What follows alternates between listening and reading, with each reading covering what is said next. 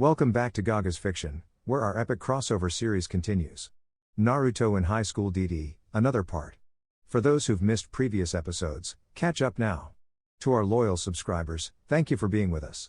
Let's dive into the adventure. Sarafal was confused. What the blonde guy just said, she already knew.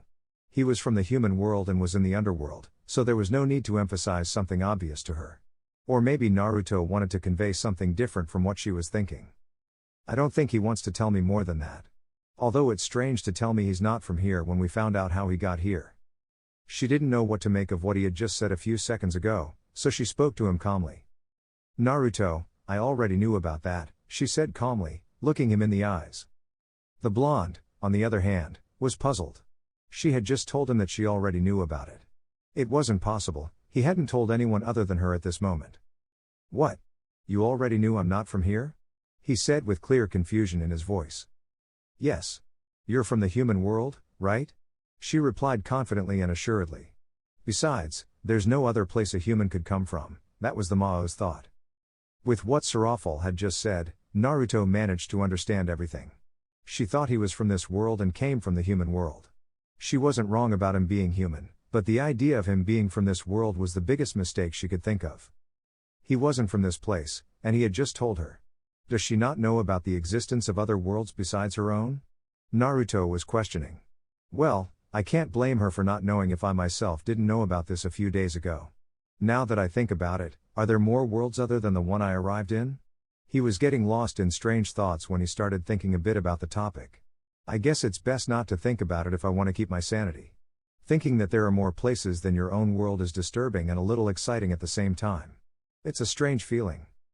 Naruto? Are you listening to me? The dark-haired girl asked. Naruto reacted to the call. He didn't know how much time his thoughts took, but if Sarafal was calling him, he could assume it took some time. Eh?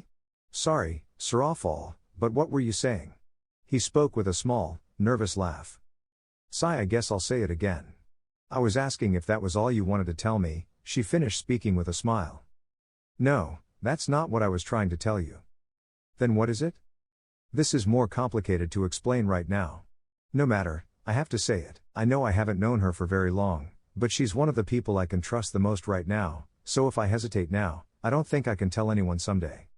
What I'm trying to tell you is that I'm not from here, and I don't mean the human world, he said seriously.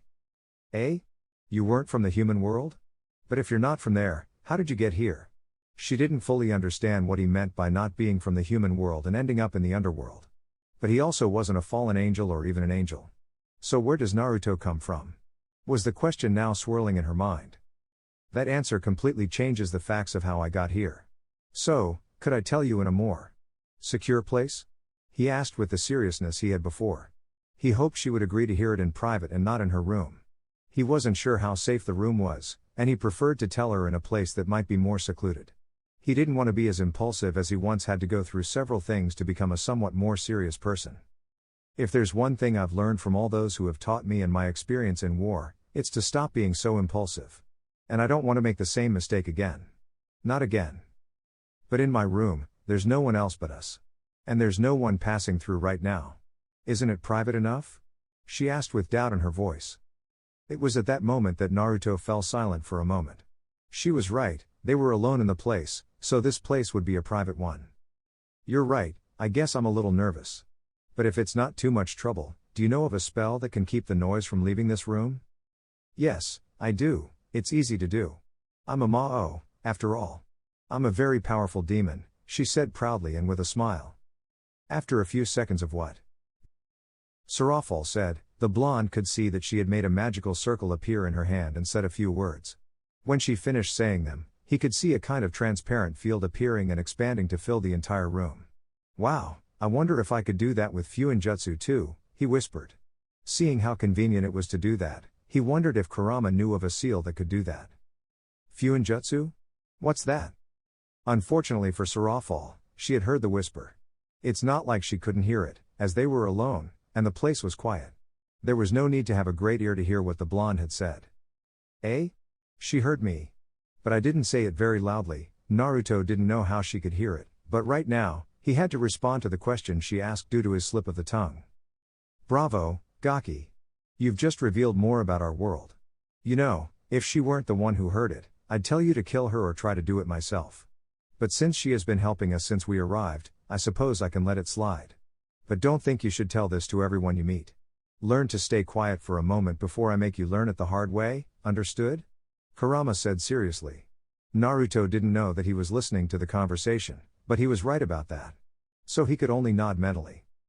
Fuinjutsu is something I could tell you about after what I'm trying to tell you primarily. So, can you listen to what I'm about to say? Okay. So could you explain what you just told me? Alright, but this might be a bit lengthy, so prepare yourself for what I'm about to say. Sarafal nodded at what Naruto said. Even if it was a bit long to explain, she was very curious about what he was going to say, so she concentrated as much as possible and listened. Time skip, 30 minutes later. And I think that's all about how I got here. Naruto didn't speak any further because Sarafal seemed shocked, and it seemed like she believed every word he had just said. Wait, how is that possible?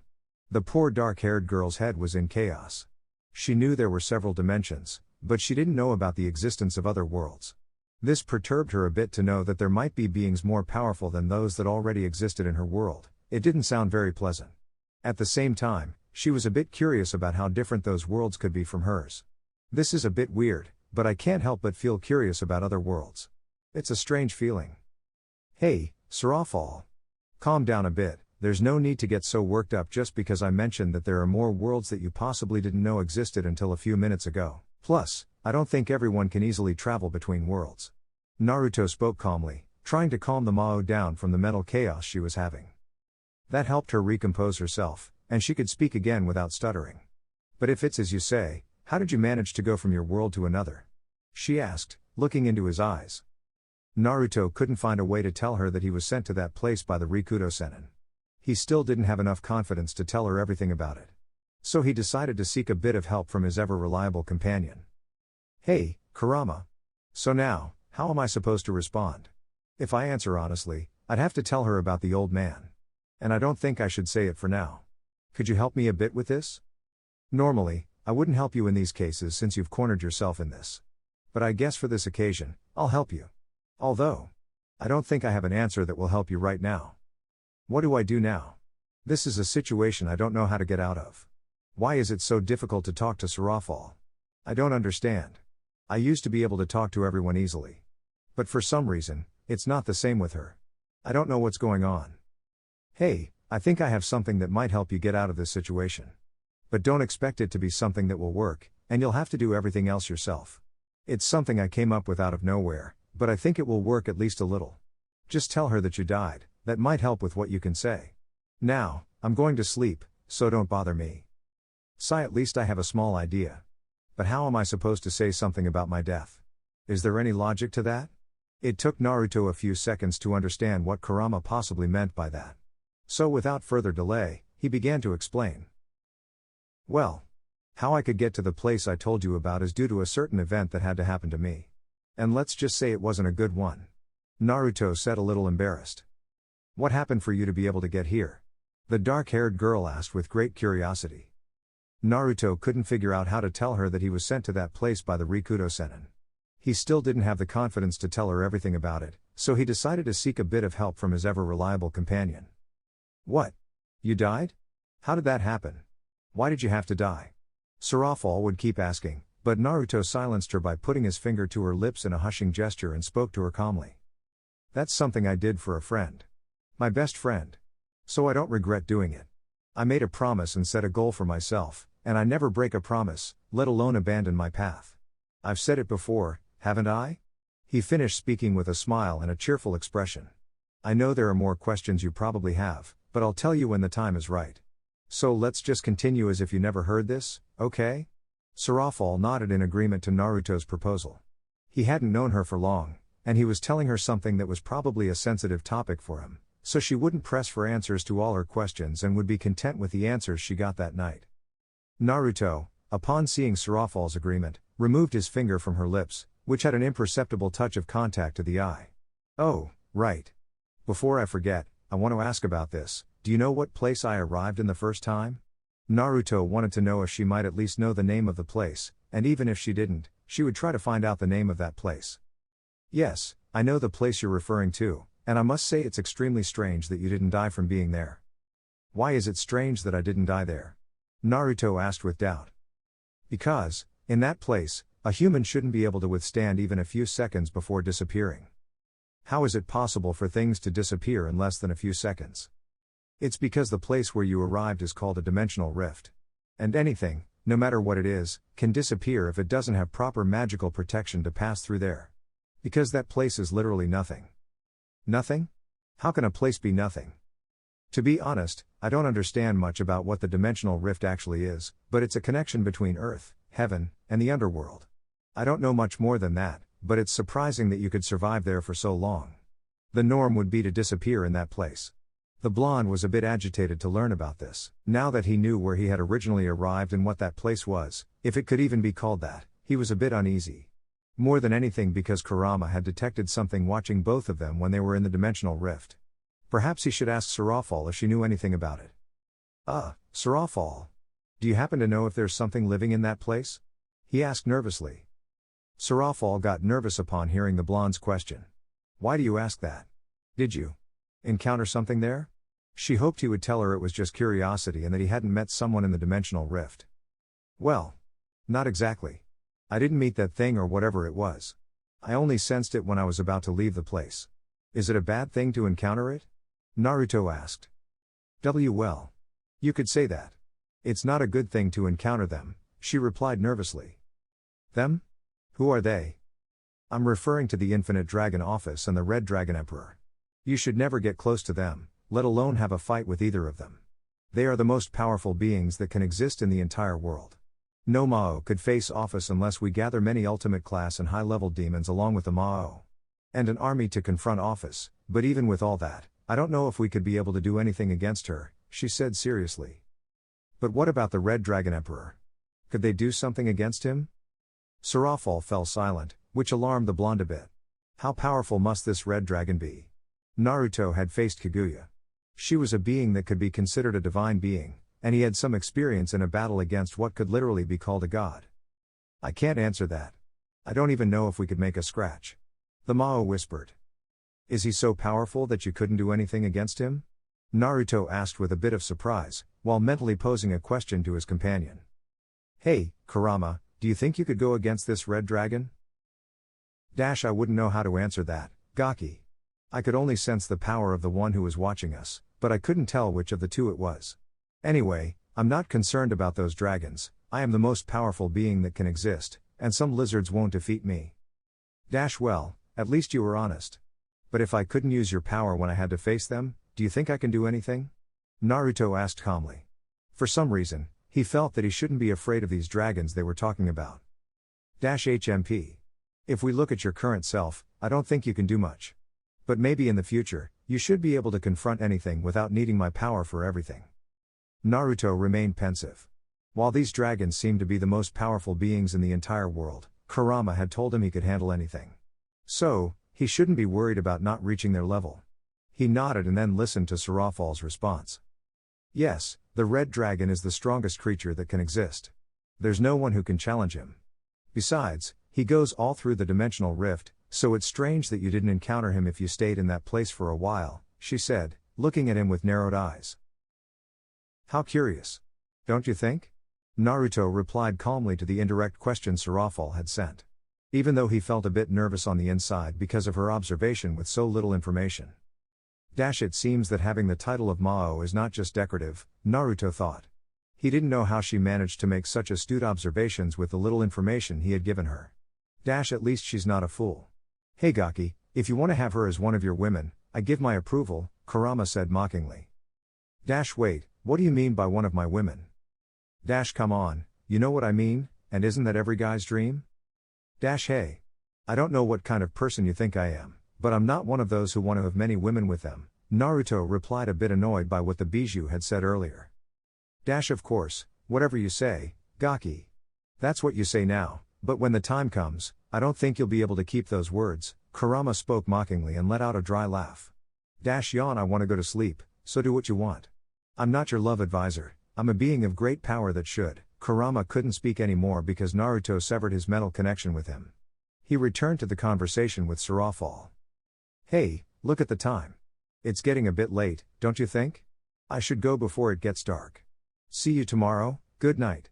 Naruto didn't give Sarafal a chance to speak before leaving the room. She just resigned herself to Naruto leaving the room. I wonder what Fuinjutsu is, Sarafal whispered. Naruto had told her he would explain what it was, but he left before he could give her an explanation. Maybe he'll tell me tomorrow. She put her questions aside and went to sleep, not realizing that the events that lay ahead would be nothing like she expected. With Naruto. Naruto had returned to his room a bit hastily. He had left Sarafal's room in a hurry because he didn't want to reveal too much about what he knew, at least not for now. Sigh, at least I don't feel so bad about lying about where I come from, he spoke with relief. You know, to be a ninja, you had to lie, right? Hey. Weren't you sleeping? HMP. I do what I want. But to answer your question. I was sleeping, and for some reason, something woke me up, Kurama said seriously. That's strange. I suppose it shouldn't be impossible. Just go back to sleep, I'm going to do the same.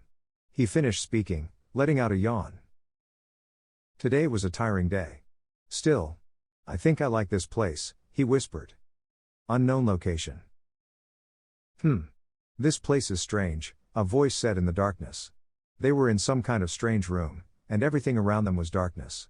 If I remember correctly, I should be dead. Again. I didn't think I'd end up reincarnating into various people. I suppose I'll continue this journey with this person. After finishing speaking, they walked in an unknown direction, disappearing into the darkness of the place, but not before saying one last thing. I hope this won't be boring. Naruto. The next day. Sarafal's room. Mao was fast asleep and hadn't realized it was nearly evening. But she didn't really care about being late for work. Wani-sama. Please open the door, Sona's voice sounded a bit annoyed. On the other hand, Sarafal didn't respond to her sister's call. This was strange for those who knew Mao since she was born. It was unusual, or rather impossible, for her to ignore her sister. If that happened, most people would believe it was someone else. But in this case, Mao didn't respond because she was simply asleep. Something as simple as sleep could make her forget about her sister. Hey, Sona. I think it's best to leave her alone, maybe she's sleeping. A second voice appeared, one that everyone knew, Naruto's. But, if she doesn't wake up, she won't be able to take me to the place she promised, she said with a disappointed voice. Where were you going to go?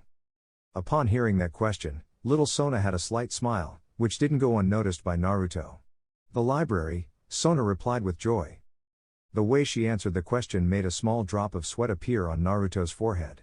He had never met someone who was so happy to go to a place full of books. They were something he had never been compatible with. It's not like he didn't learn anything from reading, but he got bored very easily. Right now, I can't ignore the information about this place. I only know a few things and the name of the place I appeared in. Well, there shouldn't be a problem with me taking her, thought the blonde. Would it be a problem if I take you? He spoke softly. But why would you take me? Sona asked. Because we're friends, right? And friends always help in these moments. So, I'll take you to that library you want to go to. He finished with his typical smile. Sona just looked at Naruto. She had a few doubts about whether they were really friends, but with this confirmation from the blonde, she could say she had a friend for sure. So she was a little happy and told him, looking into his eyes. All right, can we go now? Of course, just let me leave a note for your sister. Then we can go, okay? Sona nodded and left the room with a small smile that no one could notice. Well, that was easy. Where can I find some paper and ink now? Time skipped 10 minutes. I guess this should be enough to let her know where we're headed. I hope she reads it and doesn't panic about not finding Sona. Naruto left the note he was writing inside the room by sliding it under the door. Then, he went to join Sona so they could go to the library, even if he didn't really want to go with Sona. The little raven-haired girl was still happy, even if it didn't show because of her usual serious expression.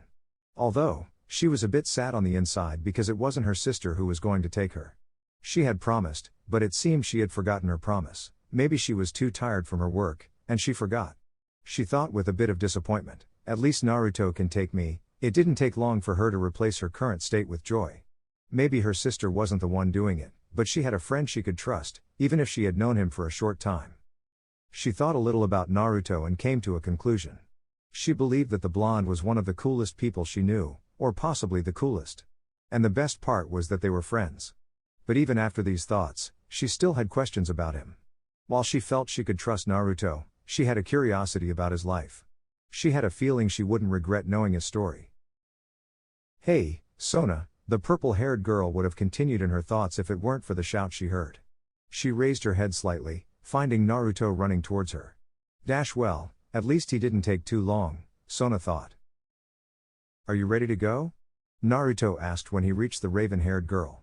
She nodded, and the blonde led her outside the mansion. "I forgot to ask, but where is the library?" He spoke with genuine doubt. "I forgot to tell you. It's in Lilith. But I don't know exactly where it is." She answered a bit embarrassed. "That's why One-sama was going to take me there." "Don't worry, I think I know how we can get to the library. But first, one last question. Why don't you go to the mansion's library? Sarafal told me there's one here." "It's because the book I'm looking for isn't there. So, I should be able to find it in Lilith's library." She answered quickly and calmly. "Well, that makes sense," Naruto whispered. "All right, hop on my back. Let's get there as fast as we can before Sarafal gets worried about not seeing us." Time skip 30 minutes later. Somewhere in Lilith. "Nei-san, where are you?" a little girl wondered. The little girl was in her room, not the most comfortable place to be, and the room was a bit run down, but that didn't matter to the girl. Her priority now was to find her sister. She hoped to do it soon because she was hungry, having not eaten anything for 2 days. "Nei-san," she called out loudly, trying to make her sister hear her. Luckily, she succeeded, as the door was opening, and in came a girl with black hair and a kimono. "Don't worry, Sharon, I'm here. Is something wrong?" the girl who had just entered asked. "Nei-san, I'm hungry," said the little girl named Sharon, touching her stomach while making a hungry sound. "Don't worry, I managed to get some food before coming.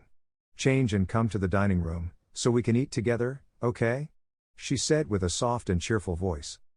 The little one just nodded, and the older sister proceeded to leave the room. "At least this time Sharon and I can have something to eat," she whispered. She was still underage and didn't have parents. So she took care of her sister, even though it was very challenging. She would do anything for her sister because she was the last family she had left. She would have tried to go to Kyoto to be with the yokai, but her sister was too young, and she didn't know if she could take her there. So all she had left was to stay in the underworld and try to lead a somewhat normal life. "I hope she likes what I'm going to prepare. I'm not the best cook, but I'll try," she said with determination. She didn't have many ingredients, but she could make a stew. That was the little her mother had taught her in the kitchen, and she didn't know much else. At least now she can eat some of the normal meals and not just baby food. It was really hard to get food when I was younger. One good thing was that her sister had grown enough to eat some regular meals, not just baby food. "Nei-san. Nei-san," called Sharon to her older sister, having left the room a few seconds after changing. "Did something happen?" She responded quickly to her call. "What are you cooking?" she asked with curiosity in her eyes.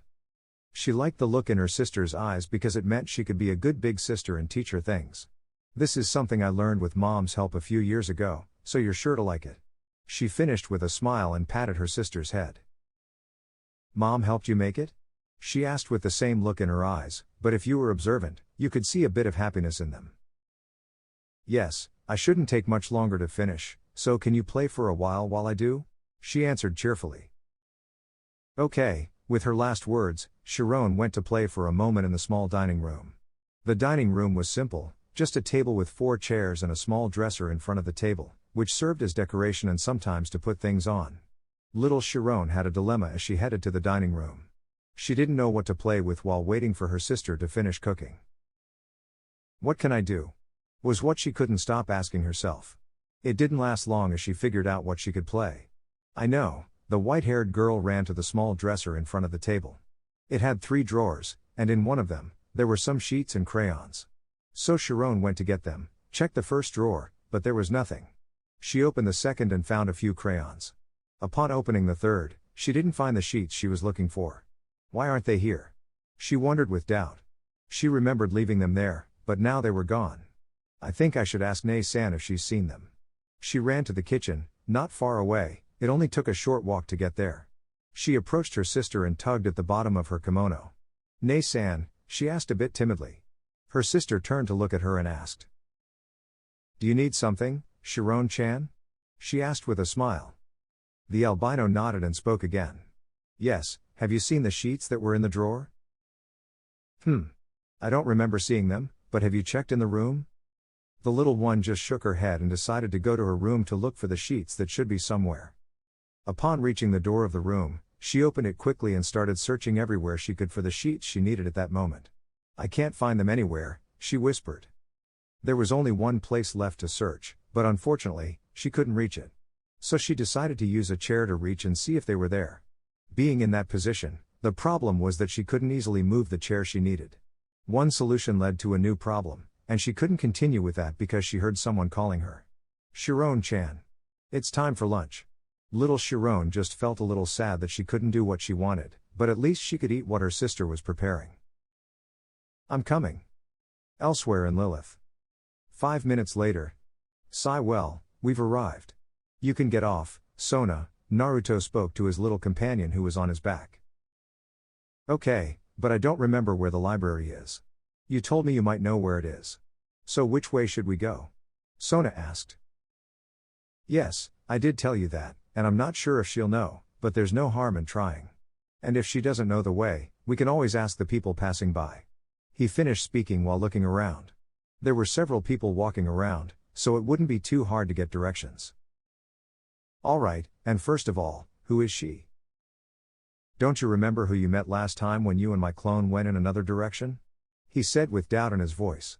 Please don't make me remember that, she spoke a bit dejected. Naruto just patted her head a little and spoke. Alright, if you don't want me to talk about it, I won't mention it again. But we need to ask Kuroka to see if she knows where we should go, okay? He finished with one of his typical smiles. Sona nodded, and together with Naruto, they set off for Kuroka's house. Not without some hiccups along the way, they didn't remember exactly where the house was. At least, they had some memories of the path they had taken, so they decided to move forward. Time skipped 10 minutes. Let's see, I think we had to go this way, Naruto muttered to himself. Although the blonde had been down these paths before, it's not like he took a normal stroll, he was in a hurry the time he went and left quickly as well. So he couldn't quite remember the way. Anyway, it wasn't very complicated to find the house. It was small, a bit larger than the apartment he had, he thought. It was one of the houses that wasn't very well kept, with certain clues that indicated it. So if he could remember just a little, he could figure out where to go. Naruto. The raven-haired girl beside him said. The blonde turned to see her and spoke. What's wrong? Sona pointed to the side, and Naruto moved his gaze to where she was pointing. Wasn't that the house? Naruto looked at it for a few seconds and nodded. The house they were looking for was right there, now they just needed to see if Kuroka was home and could help them. If she wasn't there, they'd have to go back and find the library they were looking for. Let's go, we need to see if she's at home. After finishing speaking, both Sona and he went to the house and stood in front of it for a moment. And now, how can we ask for help without making it sound like we're only looking for her because of this? Naruto wondered to himself. I guess we should stay for a few minutes as if it were a small visit and then ask for directions. Sona said analytically. Wow. She's very intelligent for her age. Could it be that some demons can mature mentally faster? Or is it just that you're simply an idiot who can't do much of anything? Haha, very funny, Kurama. I just stated a fact, if you get offended, it's not my problem. Sigh, alright. Let's leave this for later, right now, I need to be outside and not talking to you. Are you going to ring the doorbell? Sona asked, looking at him intently as she noticed he had remained still for a few seconds, but not in a simple way. It was as if he had lost consciousness at that moment. Maybe she should investigate Naruto a bit. Every time she was with him, something caught her attention. Yes, I was just thinking about something, Naruto answered calmly. The blonde rang the doorbell and waited for someone to answer his call. Hello? The voice of a younger girl behind the door could be heard as she opened the door slightly to reveal her eyes. They both knew that Kuroka lived there, but they didn't know there was also a little girl. Or maybe they just overlooked that detail when they arrived. "Hello," Naruto replied cheerfully. He had dealt with children before and had one right next to him, so it wouldn't be too difficult to talk to her. "We're looking for a girl named Kuroka. Have you seen her?" he asked as gently as he could. Speaking seriously might scare her, and that wasn't what he wanted at the moment. "Why are you looking for her?" she asked curiously. "We're friends of hers and wanted to know if she's around." "Look, the one next to me is Sona." The named girl nodded to indicate that was her name. "And my name is Naruto. Could you tell us your name?" He finished speaking with a smile. The little girl behind the door stayed silent for a few seconds and spoke again. "My name is Shiron." "So, Shiron, huh?" Naruto whispered. "And? Tell me, Shiron-chan, could you tell us where Kuroka is? It's quite urgent to know where she is," he asked calmly. Little Shiron stayed silent again and spoke a few seconds later. "Why are you looking for my Ne-san?" "Oh, so you're Kuroka's sister. Well, I think I already answered your previous question. Could you tell us if she's at home or if she went out?" Naruto asked cheerfully and finally in a calm tone. "Hey, Naruto. I don't think she wants to tell us anything," Sona whispered. "Don't worry, Kuroka probably told her not to talk to strangers and she's taking a risk by just telling us her name. We just have to talk a bit more with her, and she might tell us where Kuroka is." He replied in the same manner. Sona nodded and just waited for Naruto's plan to work. "My Ne-san is sleeping. But do you want me to wake her up?" she asked with a timid voice. "We would appreciate it if you could do that, Shiron-chan," Naruto replied with a smile. The little one briefly closed the door, leaving Naruto and Sona waiting outside the house. "Well, we just have to wait. Didn't I tell you?" Sona remained silent and waited with Naruto for someone to come out again. With Shiron.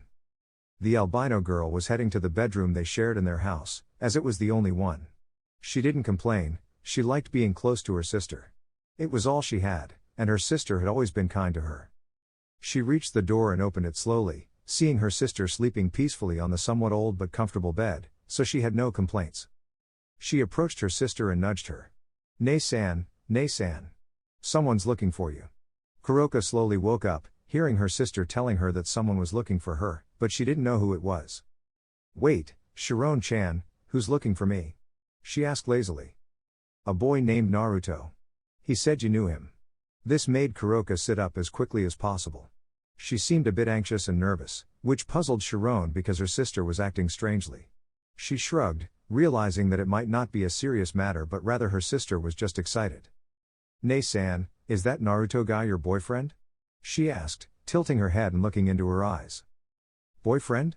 No, of course not," she said, blushing briefly but quickly regaining her composure. "He's just a friend I met yesterday. He told me he'd come back in a few days, but it seems he came today." "Shiron-chan, can you let him in? I'll be there in a moment." The albino girl nodded and went to the front door of the house. With Naruto and Sona. Both of them were a bit bored and had nothing to do since they were on the street, so they couldn't do much. "How much longer is she going to take?" Sona asked, sounding a bit impatient. "She should be here by now. But if she doesn't show up in a few minutes, we should probably leave."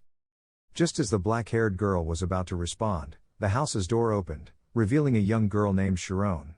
They couldn't see her white hair from the doorway, but they noticed one of her hazel eyes. She was quite small, so they couldn't determine her age just from her speech. Their thoughts were interrupted when she spoke to them. "Ne-san said you can come in." Both Naruto and Sona nodded simultaneously and entered the house. "Well, now we just have to wait for Kuroka to show up," Naruto thought to himself. He remained calm, just needing to wait a little longer to find out where the library was. "Sorry for the delay, Nya," Kuroka said as she arrived. "No problem, we didn't wait long in here, did we, Sona?" The mentioned girl nodded. "Alright, what brings you here, Nya?" "Hey, can't anyone drop by for a visit?"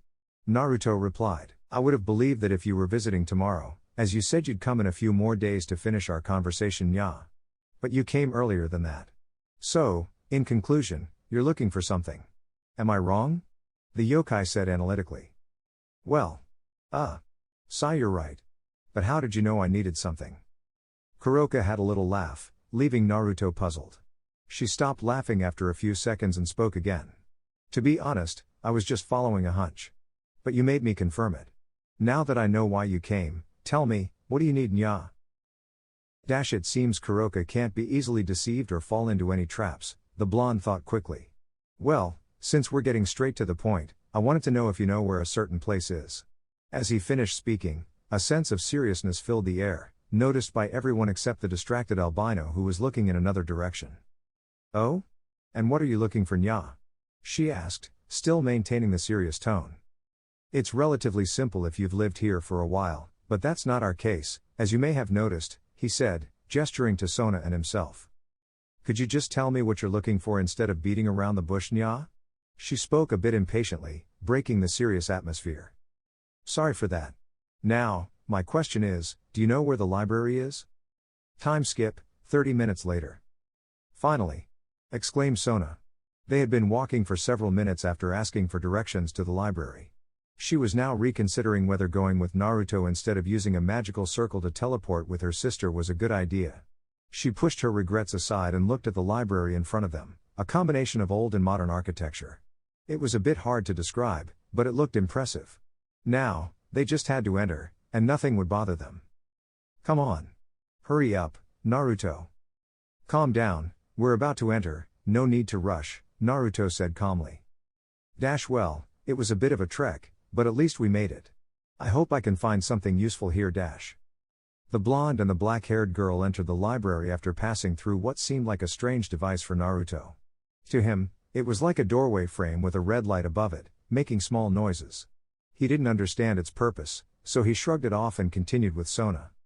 They separated for a moment to search for the books they needed, an idea proposed by Sona. For some reason, she didn't want Naruto to see those books, which puzzled him a bit. Nevertheless, he continued with his initial plan, to find something to help him understand the things in this world. He was fortunate that the language here was similar to the one used in the underworld, more like an advanced form of his own writing. He decided to head to a section labeled History, thinking it was a good place to start. What better way to begin than to learn a bit about the history of this place before delving into other topics? I hope I don't doze off in the middle of this. Naruto started reading, mainly looking at titles since the books had little variation other than their colors.